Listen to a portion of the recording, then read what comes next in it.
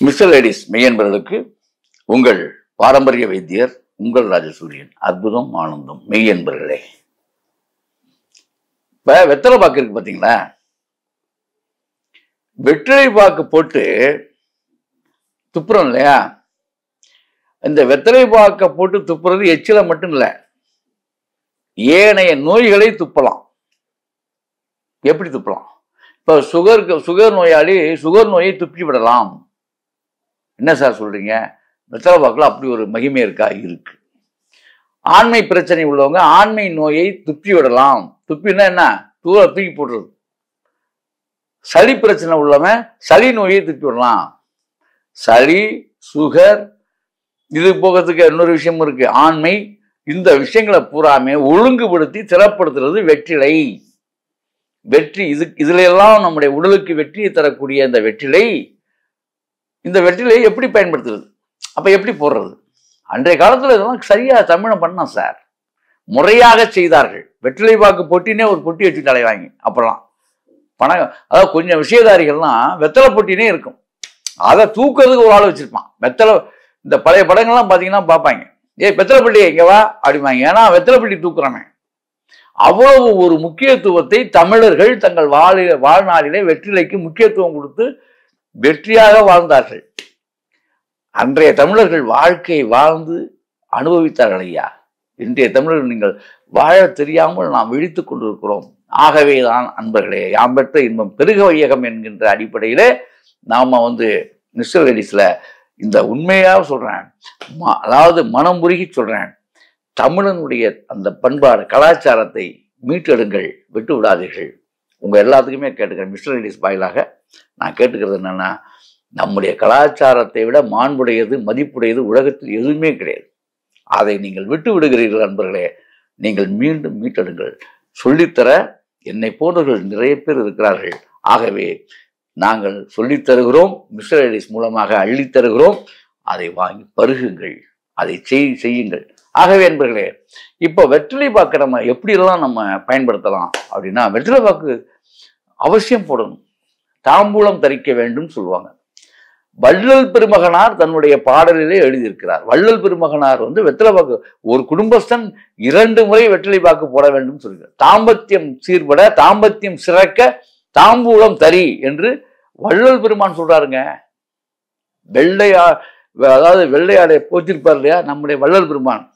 அப்பா நான் வேண்டுதல் கேட்டருள் புரிதல் வேண்டும், ஆவிற்கெல்லாம் அன்பு செயல் வேண்டும், எப்பாரும் எப்பதமும் எங்கனமும் நான் சென்று எந்த நிலப்புகளை எம்பியிடல் வேண்டும், செப்பாத மெனினை மேல் சுத்த சன்மார்க்கம் சிறந்தோங்க அருட்சோதி செலுத்தியிடல் வேண்டும், தப்பேது இவர்கள் செய்யணும் நீ உறுத்தல் வேண்டும், தலைவா நினை பிரியாத நிலையும் வேண்டுவனே என்று நமக்காக இறைவனிடம் வேண்டி அந்த அருளை பெற்று தந்த அருள் தந்தை நம்முடைய வள்ளல் பெருமகனார் சொல்லியிருக்கார், தாம்பூலம் தரிக்க வேண்டும். அப்ப என்னடா இவ்வளவு அந்த பழக்கம், அது பீடாவா மாறிச்சு. அது இப்ப போடான்ட்டு போயிட்டீங்க, பீடாவும் போச்சு. அப்ப ஒரு காலத்துல அது இருந்துச்சு. அதுல என்ன பண்ணிட்டீங்க, போதைய உள்ள வச்சு புகழைய உள்ள வச்சு அகலக்கால் போச்சு. ஆனால் தாம்பூலம் தரிக்கையுடைய ஒரு அற்புதமான முறை இது. வாழ்வியல் முறை என்னென்ன செய்யணும் தெரியுமா? ஏலக்காய், கிராம்பு, ஏலம் கிராம்பு கலந்த பாக்கு, இதை வச்சு மடிச்சு, இவ்வளவுதான். ஒரு எளிய முறை வெத்தலை பாக்கு. இன்னும் வசதியானவர்களுக்கு வசதியான இதெல்லாம் வச்சுக்கலாம். அது உள்ள நிறைய விஷயங்கள்லாம் வைக்கலாம். நல்ல நல்ல விஷயங்கள் தான் எல்லாமே. இதெல்லாம் வச்சு பண்றது. இதுல இரவுல வெற்றிலை பாக்கு தரிக்கிறது எப்படி தெரியுமா? ஆண்மை பலப்படுறதுக்கு கொஞ்சோண்டு, ரொம்ப நல்ல ஒரு சிட்டிகை அளவு, ஒரே ஒரு சிட்டிகை அளவு வெத்தலை பாக்குல ஜாதிக்காய் பொடி வச்சுக்கணும். அந்த வெத்தலை பாக்க போட்டு பாருங்க. ஜாதிக்காய் பொடி வச்சு நான் சொன்ன மாதிரி வெத்தலை பாக்கு போட்டீங்கன்னா நீங்க இந்த கும்பலா மார்க் போடுற இடத்துக்கெல்லாம் போக மாட்டீங்க. ஆஹா இதுவே அற்புதம் ஆனந்தமா இருக்கே அப்படின்னு விட்டுருவீங்க. அப்ப டெய்லி அந்த செலவு உங்களுக்கு மிச்சமாகும். கும்பலா போற இடத்துக்கு போக மாட்டீங்க. சரியா? கும்பல் உள்ள இடத்துக்கு போக மாட்டீங்க. நீங்க புரிஞ்சுக்கிங்கன்னு நினைக்கிறேன். ஆகவே அன்பர்களே, இது ஒரு விஷயமா. அப்புறம் இன்னொரு வெத்தலை பாக்கு எப்படி போடணும், சாதாரணமா சொல்றேன். சளி பிடிச்சவன் வெத்தலை பாக்கு எப்படி போடணும் அப்படின்னா, ஒண்ணுமே தேவையில்லை. கொஞ்சோண்டு அதில் சுக்குத்தூள், வெற்றிலையில் சுக்குத்தூள் கொஞ்சம், 1 சிட்டிகை சுக்குத்தூள், 2 கிராம்பு, 2 கிராம்பு வேணாம், ஒரே ஒரு கிராம்பு, 2 ஏலக்காய், சுண்ணாம்பு, பாக்கு வச்சு மடிச்சிட வேண்டியது. இது அழகா போட்டு ஒரு 4 வெத்தலை எடுத்துக்கலாம். சளி ஓவராச்சுன்னா 4 வெத்தலை கூட வச்சுக்கலாம். அதுக்கு தகுந்த மாதிரி வச்சுக்கலாம். அதெல்லாம் உங்களுக்கு அளவு வச்சுக்கிட்டு இந்த எச்சில் விழுங்கி நல்லா மென்று ரொம்ப நேரம் வச்சிருந்து இந்த உமிழ் நீரை கூட்டி மென்று முடிஞ்சிங்கன்னா சளியெல்லாம் அறுத்துக்கிட்டு வெளியே வந்துடும். இந்த இதுலேயே இன்னொன்னு செய்யலாம். துளசியும் உள்ளே வச்சுக்கிட்டு நீங்கள் மென்னீங்கன்னா ரொம்ப ரொம்ப சிறப்பு. ஒரு 2 நாளைக்கு இந்த வெத்தலை பாக்க போட்டிங்கன்னா சளிக்கு மாத்திரை நீங்கள் தேட வேண்டிய அவசியம் இருக்காது. சரியா? இது ஒன்று. சரி, சுகர் நோயாளி எப்படி வெத்தலை போடுறது அப்படின்னா பாருங்க, இந்த வெத்தலை பாக்கு அவ்வளவும் இருக்கு. அவங்களுக்கு சுகர் நோயாளிக்கு அற்புதமான இருந்தது. பாக்கை அதிகப்படுத்திக்கணும். பாக்கு தாங்க சுகரை கண்ட்ரோல் பண்ணும். துவர்ப்பு தன்மை அங்கே அதிகமாக வேணும். 2 ஏலக்காய், நல்ல அந்த கொட்டைப்பாக்கு, நான் சொல்றது கொட்டைப்பாக்கு தான் முக்கியம். அதுல இந்த கொட்டைப்பாக்கு வைக்கணும். கொட்டைப்பாக்கு வச்சு இதில் அழகா நீங்க ஏலக்காய், கிராம்பு இதுகளை வச்சு இதுல சோம்பு வைக்கணும். முக்கியமா எதுக்கு?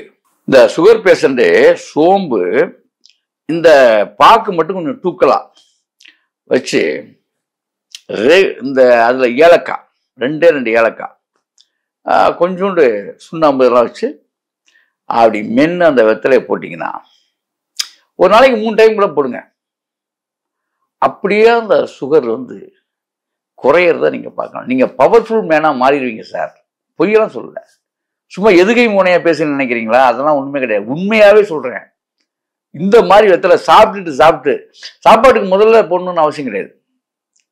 சளி பிடிச்ச ஆள் மட்டும்தான் சாப்பாட்டுக்கு முதல்ல போடணும். சுகர் பேன் பூரா சாப்பிட்டுட்டு போடணும். அப்பதான் உங்களுக்கு கண்ட்ரோல் ஆகும். சுகர் கண்ட்ரோல மாத்திரை போட வேண்டிய வேலை வராம போயிடும் உங்களுக்கு. இந்த வெத்தலையை போட்டு துப்புனாலே போதும். இந்த வெத்தலையை போட்டு துப்ப சொல்ல, வெத்தலையை போட்டு முழுங்குங்க. ஏன்னா அவருடைய சாரெல்லாம் உள்ள போகணும். ஆக இந்த சுகரை ஏன் தெரியுமா? இந்த பாக்குடைய துவர்ப்பு கணைய புண்ணை ஆற்றும். அப்ப சுகருடைய வினயம் அங்கே ஓடிடும், திருச்சி ஓடிடும். அப்ப இந்த மாதிரி இருக்கு. சரி, அப்ப இந்த வேற என்ன சார் இதுக்கு அப்படின்னா, வெற்றிலை பாக்கு பொருளை அதாவது ஆன்ம பலம் பெறுறது எப்படி, அதுக்கு என்ன செய்யறது அப்படின்னு அந்த ஆன்மீக பலம் பெற முன்னே சொல்லியிருக்கேன். அதன்படி நீங்க செய்யணும். அதே போல இது இன்னொரு விஷயம் இருக்கு. இதயம் பலப்படுறதுக்கு என்ன பண்ணணும்? வேற ஒண்ணுமே இல்லை. இந்த சும்மா இருக்கும் பொழுது தாமரைப்பூ வாங்கிட்டு வீட்டுல நிழல் காய்ச்சலா போட்டுக்குங்க. நிழல் காய்ச்சலா போட்டு நல்ல தாமரைப்பூ, வெண்டாமரை கிடைச்சாலும் சரி, செந்தாமரை கிடைச்சாலும் சரி. ஏன்னா தாமரை சத்து என்பது இதயத்துக்கு தேவையான ஒரு சத்து.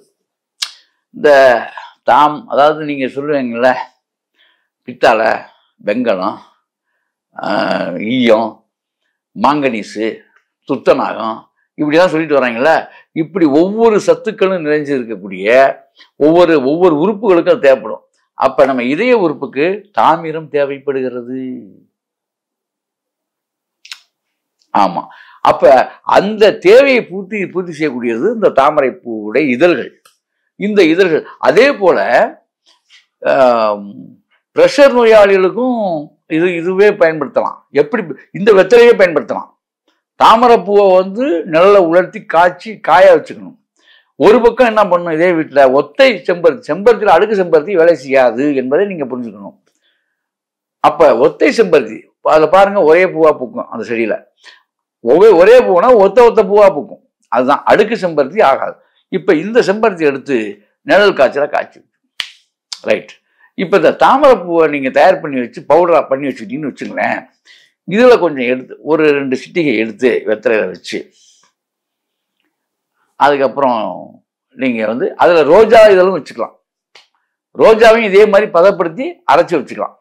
அது அப்படி வச்சு வெத்தலையில வச்சு மடிச்சு சுண்ணாம்பு தடவி பாக்கு வச்சு ஏலக்காய் இதெல்லாம் வச்சு அப்படி மென்று சாப்பிட்டீங்கன்னா இதய ஓட்டையை சரி செய்யும்.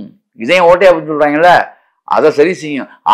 சார் எங்களுக்கு ஆஞ்சியை வச்சுட்டாங்க, ஓ சார் எங்களுக்கு ஆப்ரேஷன் சொல்லிட்டாங்க, பயப்படவே வேண்டாம். இது வந்து உங்களை சீர்படுத்தும். சரி, அல்சரு என்னங்க செய்யறது? ரோஜாப்பூ. அதே மாதிரி ப்ரெஷருக்கு என்ன செய்யறது? நான் சொன்ன மாதிரி இதே மாதிரிதான், இதே கண்ணன்ல இதை நம்ம ஒத்த செம்பருத்தியை வச்சுக்கிட்டீங்கன்னா, ஒத்த செம்பருத்தி வச்சு நீங்க சாப்பிட்டீங்கன்னா வெத்தலையோட உங்களுக்கு வந்து பிரஷர் நோய் முழுமையாக தெரிஞ்சிடும். இதெல்லாம் விட ஒரு சிறப்பு செய்ய, நீங்க எப்படி சாப்பிட்டாலும் வெத்தலை வாக்கு போட்டீங்கன்னா உங்களுக்கு வந்து முக்கியமாக மலச்சிக்கல் தீரும். அதான் இரவுல வெத்தலை வாக்கு போடும். பல்லு காரம் பிடிக்குமே சார், பல்லு காரம் பிடிக்குமே சார் அப்படிங்களா, நல்லா புரிஞ்சுக்கணும். ஆளும் வேலும் பல்லு குருதி. அதையும் ஒரு சித்த புருஷர்கள்ட்ட, சித்த வைத்தியர்கள்ட்ட நீங்க விடாம கேட்டு சித்தா வழியான பல்பொடிகளை, இப்ப என்கிட்ட தான் வாங்கணும், என்னை தான் இல்லை, என்னை மாதிரி சித்த வைத்தியர்கள் நிறைய பேர் இருக்காங்க. எல்லாத்தையும் கேட்டு இந்த சித்தா மருந்து கடையில போய் கேட்டு பல்பொடி, சித்தா முறையான பல்பொடியை வச்சு கையில விளக்கணும் சார். பல் விளக்குற முறை என்னன்னு தெரியுமா உங்களுக்கு? இந்த அதாவது எவரை வந்து நல்லா அழுத்தி தேய்க்கணும். இந்த மாதிரி தேய்ச்சி பல் விளக்குனீங்கன்னா பல்கள் உறுதிப்படும். ஆகவே இந்த மாதிரி அந்த காரைகள்லாம் எடுப்பட்டோம், அதுக்கு சொல்ல வரேன். ஆக வேற ஒன்றும் இல்லை, இதை விட ஒரு அற்புதமான விஷயம், ஒரு எலுமிச்சம்பழமும் கொஞ்சோண்டு உப்பும் கலந்துக்கிட்டு வெந்நீர்ல 2-3 தடவை வாயை குடிச்சீங்கன்னா பளிச்சுன்னு ஆயிரம். அவ்வளவுதான். ஆகவே என்பர்களே, இப்படி செய்து அப்படி வாழுங்கள். அற்புதம், ஆனந்தம்.